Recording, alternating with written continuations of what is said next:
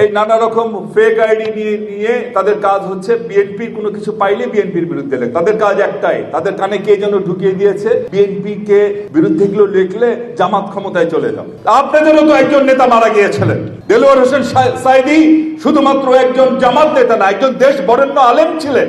ওনার লাশটাকে পর্যন্ত তো আপনারা রাখতে পারলেন না। কেউ কেউ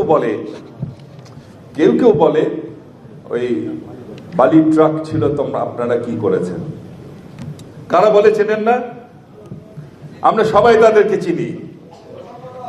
হ্যাঁ, তাদের কাজ এখন একটাই, সারাদিন বিএনপির বিরুদ্ধে লেখা। আরে কি রে ভাই, আপনাদের কেউ কেউ তো আমাদের সাথে জেলও খেটেছে। এত বিএনপির বিরুদ্ধে লেগেছেন কেন? সারাক্ষণ এই নানা রকম ফেক আইডি নিয়ে তাদের কাজ হচ্ছে বিএনপির কোনো কিছু পাইলে বিএনপির বিরুদ্ধে লেখা। তাদের কাজ একটাই, তাদের কানে কে যেন ঢুকিয়ে দিয়েছে বিএনপি কে বিরুদ্ধে গুলো লিখলে জামাত ক্ষমতায় চলে যাবে।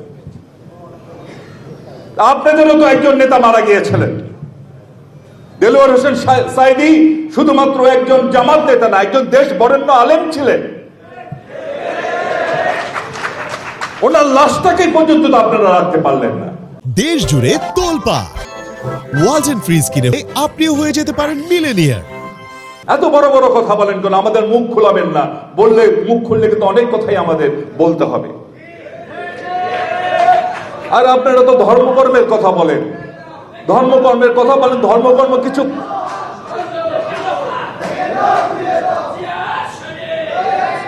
কিছু ধর্মকর্ম করেন সারাক্ষণ ফেসবুকে।